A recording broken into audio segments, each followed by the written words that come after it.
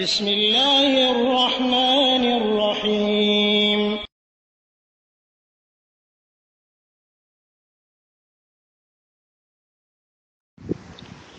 بسم الله الرحمن الرحيم الحمد لله رب العالمين والصلاة والسلام على أشرف الأنبياء والمرسلين نبينا محمد وعلى آله وأصحابه أجمعين أما بعد ওয়ালাইকুম আসসালাম ওয়া রাহমাতুল্লাহি ওয়া বারাকাতুহু। সম্মানিত ভাই, আপনি প্রশ্ন করেছেন যে আপনাদের রুমে একটি লোক মারা গেছে, মারা যাওয়ার পর রুমেই তার আযাব শুরু হয়ে যাবে, কবর দেওয়ার সময় পরে না, আগে যখন মারা গেছে তখন থেকে আযাব? এক নম্বর হচ্ছে এটা গায়বী খবর, এটা এই লোকটার আযাব হবে বা সুখ হবে, আযাব হবে না ওনার সুখ হবে, এটা আল্লাহ তাআলার গায়বী খবর, আমরা জানি না। এটা বলা যাবে না যে এই লোকটার আযাব হচ্ছে বা এই লোকটার সুখ বা শান্তি হচ্ছে।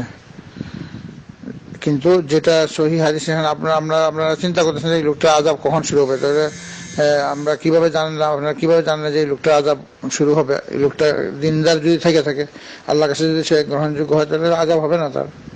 আর যদি সে প্রিয় বান্দা হয়, আযাব হবে না। আর যদি কোনো দুষ্টুটি থাকে, তাহলে এটা আল্লাহ তাআলা জানে, তাহলে আযাব। কিন্তু আমরা এভাবে বলা ঠিক না যে আযাব কখন শুরু হবে। কিন্তু প্রশ্ন করা যায় যে একটা লোকের কখন আযাব বা কখন তার সুখ ও শান্তি শুরু হয়।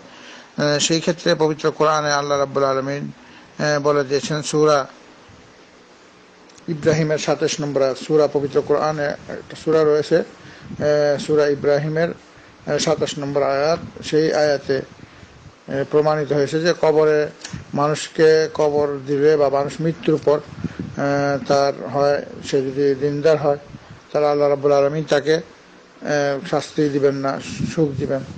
আর যদি তার সেই লোকটা গুনাহগার হয়, তাহলে আল্লাহ তাকে শাস্তি দিবেন। এই শাস্তিটা মৃত্যুর পর থেকেই শুরু হয়ে যায়। অর্থাৎ লোকটা যদি দিনদার থাকে, তাহলে মৃত্যুটাও তার শান্তির কারণ হয়, এবং মৃত্যুর পরে কবরেও শান্তির কারণ। তারপরে কিয়ামতের দিন ওঠা পর্যন্ত তার এই শান্তি চলতে থাকবে, যদি সে লোক দিনদার হয়। এবং প্রত্যেকটা কাজ একটা পর থেকে আরেকটা সহজ হয়ে যাবে। আর যদি লোক পাপী হয়, অপরাধী হয়, তবে সেক্ষেত্রে তার মৃত্যুটাও তার জন্য একটা কঠিন আযাবের বিষয়, শাস্তির বিষয় হবে। এবং এরপরে তার কবরেও তার শাস্তি হবে, এবং এরপরে সে প্রত্যেকটা পর্যায়ক্রমে যেখানে পৌঁছবে সেখানে সে শাস্তি উপভোগ করবে এবং কষ্ট পাইতে থাকবে। কিন্তু এটা আল্লাহ রাব্বুল আলামিন গায়বী খবর জানেন।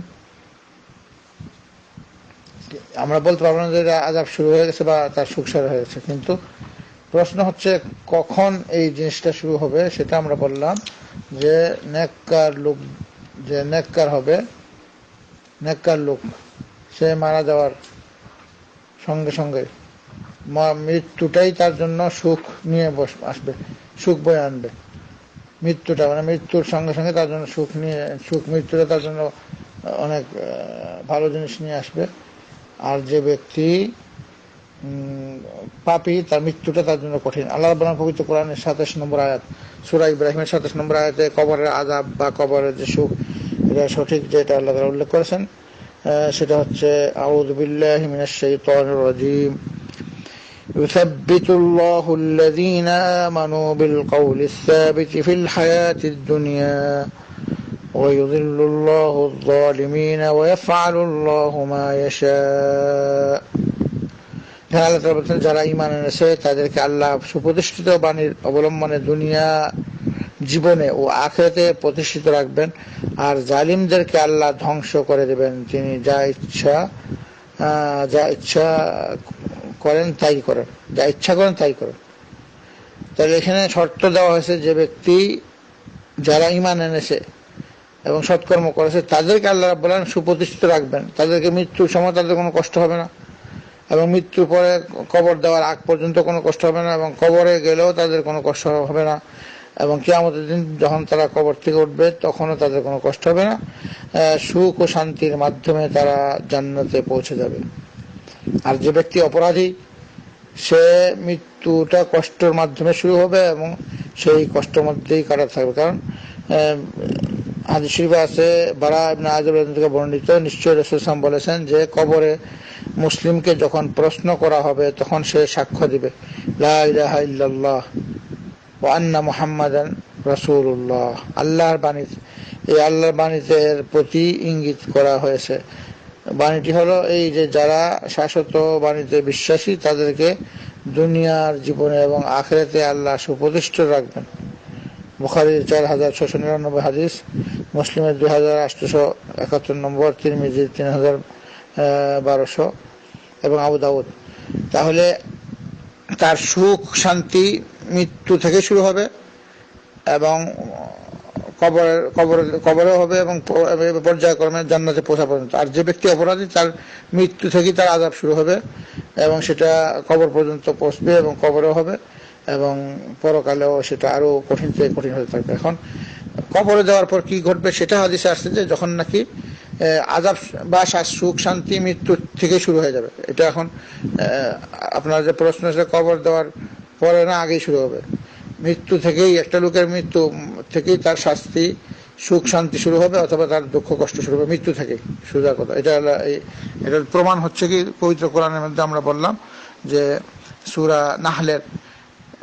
নাহলের এখানে 32 নম্বর আয়াত, এখানে আল্লাহ তাআলা বলতেছেন আউযু বিল্লাহি মিনাশ শাইতানির রাজীম আল্লাযীনা তাতাওয়াফাহুমুল মালায়েকাতু তাইয়্যিবিনা ইয়াকুলুনা সালামুন আলাইকুম উদখুলুল জান্নাতা বিমা কুনতুম তা'মালুন।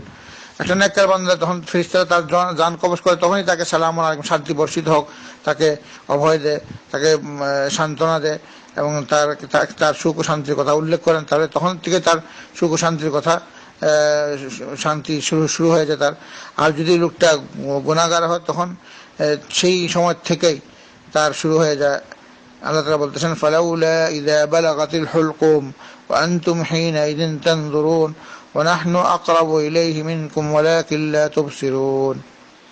এখন যখন নাকি জানটা গলার কাছে এসে পড়ে এখন আর তার রূহটা তখন আযাবের ফেরেশতা এসে তার রূহ কবজ করে এবং তখন থেকে তার শাস্তি এবং কঠিন শুরু হয়ে যায় এবং কবরে গেলে সকাল সন্ধ্যায় তাকে শাস্তি দেওয়া হয়। আল্লাহ তাআলা পবিত্র কোরআনে বলতেছেন আউযু বিল্লাহি মিনাশ শাইতানির রাজীম আন-নারু ইউরাদুনা আলাইহা গুদুওয়ান ওয়া আশিয়্যা ওয়া ইয়াওমা তাকুমুস সাআতু আদখিলু আলা ফিরআউনা আশাদ্দাল আযাব।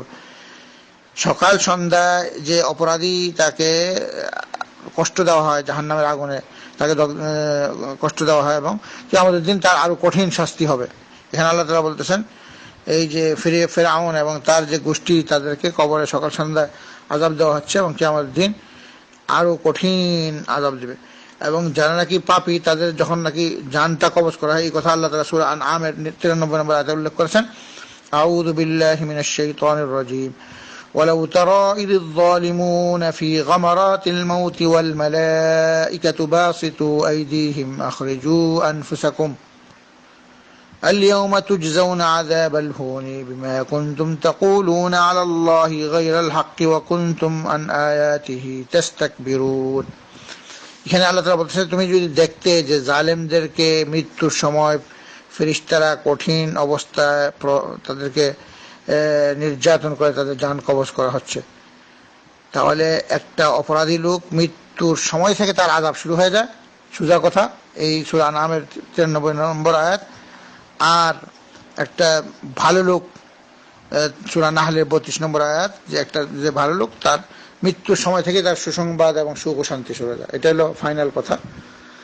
এখন কবর দেওয়ার পর কবরের মধ্যে আবার প্রশ্ন করা হবে, 3টা প্রশ্ন, মান রাব্বুকা, মা দিনুকা, মা নাবিয়ুক। এটা কবর দিলে ভালো কথা। আর যদি কবর না দেওয়া হয়, একটা লোক যদি মারা যায় সমুদ্রে ডুবে, তখন তারও সেখানেই তার সওয়াল জবাব শুরু হয়ে যাবে।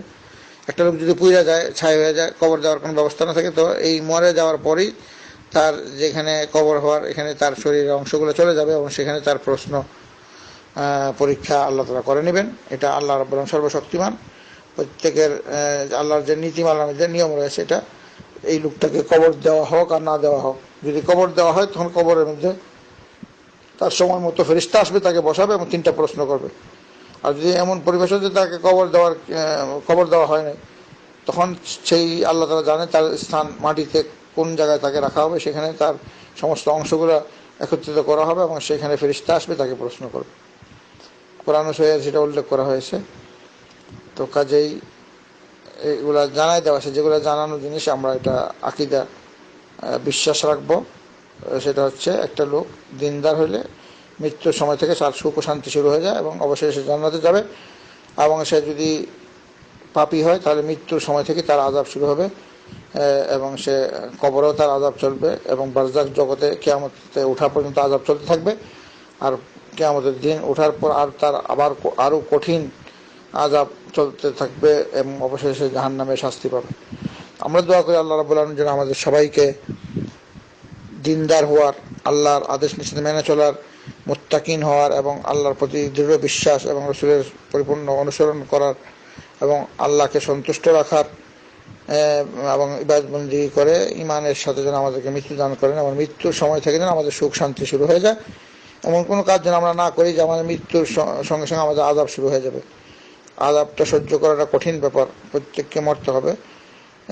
যদি এই একটা লোক ইমানদার, মুত্তাকিন এবং আল্লাহর সমস্ত বিধিবিধান মেনে চলে, এই অবস্থা যদি থাকে, এই অবস্থা মারা যায়, তাহলে তার মৃত্যুর থেকে তার সুখ শান্তি শুরু হয়ে যাবে। সেটা চলতে থাকবে কবর পর্যন্ত, কবরের পরে বারজাখ জগৎ এবং জান্নাতে যাবে। আল্লাহ রাব্বুল আলামিন আমাদের সবাইকে এই সমস্ত কথা বুঝে সেগুলোতে শিক্ষা নেওয়া এবং এমনভাবে যেন আমরা প্রস্তুতি নিতে পারি যেন আমাদের আযাব না হয়, এই তৌফিক যেন আল্লাহ আমাদের সবাইকে দেন। ওয়া সাল্লাল্লাহু আলা নবিয়িনা মুহাম্মদ ওয়া আলা আলিহি ওয়া আসহাবিহি আজমাইন বিরহমাতিকা ইয়া আরহামার রাহিমিন।